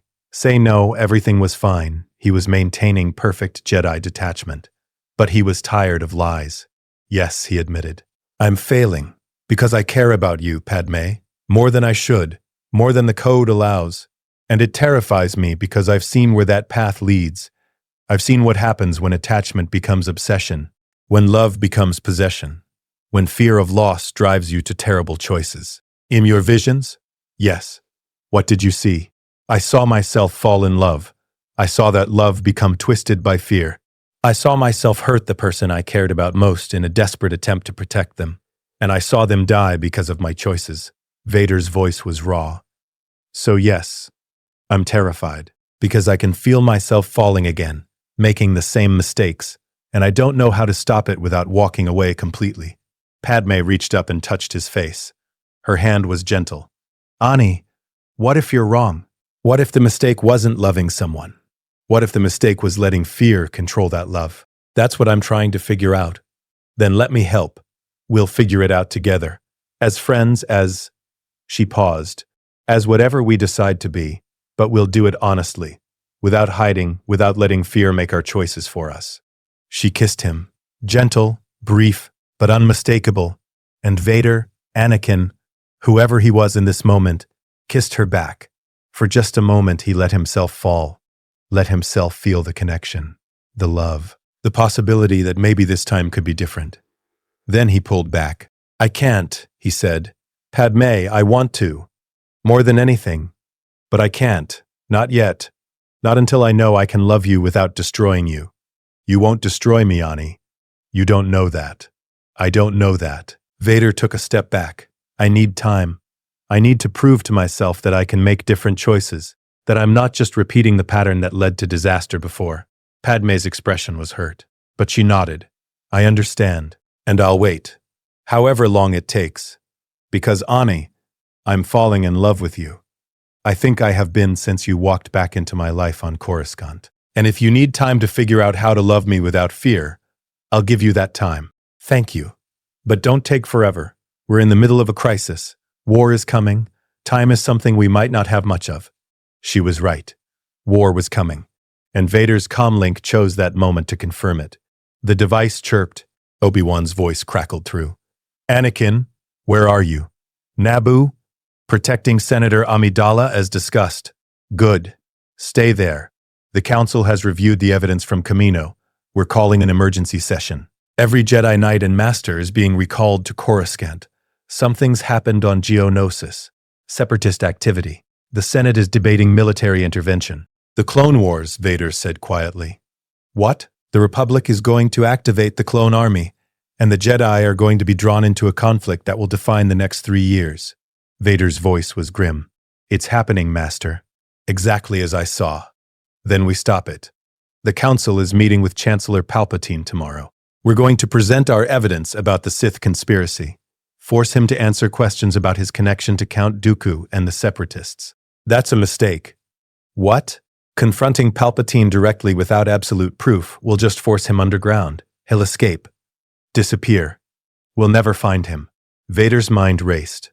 Master, trust me. We need to let events play out. Let the war begin. Use it to expose him. Anakin, I know how it sounds, but I've lived this future. I know what works and what doesn't. Please, Master. Trust me one more time. Silence on the other end. Then, fine. But you're returning to Coruscant immediately. The Council wants to speak with you before we meet with the Chancellor. And Anakin, if you've compromised your mission by forming an attachment to Senator Amidala, I need to know now. Vader looked at Padme, standing in the moonlight, looking at him with trust and love and hope. No attachment, he lied. She's safe. I've maintained appropriate distance. Good. See you tomorrow. Padme moved closer. You lied to him. Yes, because of me. Because I'm trying to protect you from the consequences of my choices. The Council would remove me from your protection, if they knew. And I can't let that happen. You're too important. To the Republic, to the future, he stopped. To you, yes. She smiled, sad and knowing. Then go. Do what you need to do. Save the galaxy, Ani, but come back when you can. I'll be here, Padme. I know. The code, the rules, the visions. All of it. But Ani, I'm not afraid of the future. I'm afraid of wasting the present by being too scared to live. She kissed him again. Longer this time. Go save us all. Then come back and we'll figure out the rest together. Vader held her for a moment, memorizing the feel of her in his arms, the scent of her hair, the warmth of her body. Then he let go. I'll come back, he promised. And next time, I'll know how to love you without destroying us both. He left Naboo that night, flying toward Coruscant, toward the confrontation with Palpatine, toward the beginning of the Clone Wars, toward a future he'd already lived once and was desperately trying to change. Behind him, Padme Amidala stood in the gardens of Varikino, watching his ship disappear into the stars, her hand pressed to her lips where his kiss still lingered. And somewhere in the Force, the future shifted. Not fixed, not certain, just possible. Coruscant, Jedi Temple, Council Chamber, final scene. Vader stood before the Council once more. All 12 members present, the weight of their scrutiny pressing down. Yoda spoke first. Returned you have. And war comes. As you predicted, Geonosis, the Separatists gather. Attack they plan. And Palpatine, meet with him tomorrow, we do. Confront him with our suspicions. That's a mistake, Master Yoda explained this. You have. But understand, I do not. Why allow war when prevent it we might? Vader took a breath. This was the moment, the choice that would define everything. Because Palpatine has planned for direct confrontation. He has contingencies, escape routes, political protections that make him untouchable without absolute proof. But if we let the war begin, if we control it from within, we can use it to expose him, trap him, force him to reveal himself as Darth Sidious in a way that can't be denied or explained away. Mace Windu's eyes were hard. You're asking us to accept millions of deaths, trillions of credits wasted, the Republic's transformation into a military state, all to trap one Sith Lord. I'm asking you to recognize that the war is inevitable. Dooku has already built his droid armies. The Separatists have already declared independence. Palpatine has already activated the clone army. We can't stop the war, but we can win it on our terms instead of his. And if you're wrong, Ki-Adi-Mundi demanded, if allowing the war to start means we can't stop it, the Republic falls, and Palpatine becomes Emperor. Vader's voice was steady. But if we do this right, if we use the knowledge I've brought back, we can prevent all of that. We can save the Order, save the Republic, end the Sith. Silence filled the chamber. Then Yoda spoke. Trust you, we must. No other choice we have. Right about Kamino you were. Right about the conspiracy, you were. Right about Palpatine's identity, perhaps you are. I am. Then guide us, you will. Through this war, through the dangers ahead. Jedi Knight, you will become. By emergency decree, your trial by fire, this war will be. Succeed and save us all, you might. Fail and fall to darkness again, you will. See that you don't, Mace said, because the galaxy is depending on it. The council dismissed him. Vader left the chamber and stood in the temple hallway, looking out at Coruscant's endless lights. The Clone Wars were beginning. Palpatine was still in power.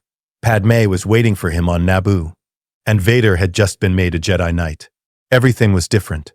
Everything was the same. The future was still uncertain. But for the first time since waking in this timeline, Vader believed he might actually change it. Might actually save the people he'd failed before. Might actually earn the redemption he'd been given. The Force whispered around him. Neither light nor dark, just balanced.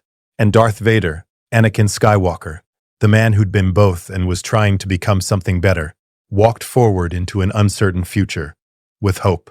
Vader has saved Shmi, captured Jango Fett, exposed the clone conspiracy, and fallen in love with Padme again, but this time with awareness of the danger. The Clone Wars begin. Palpatine remains in power, but the future is no longer fixed. Vader has a second chance. The question is, can he use it to save the galaxy, or will the same patterns repeat, leading to the same dark end? The war has just begun, and this time, Vader fights not as the Sith Lord he was, but as the Jedi Knight he's trying to become. Let us know what you'd like to see next in the comment section below. The end.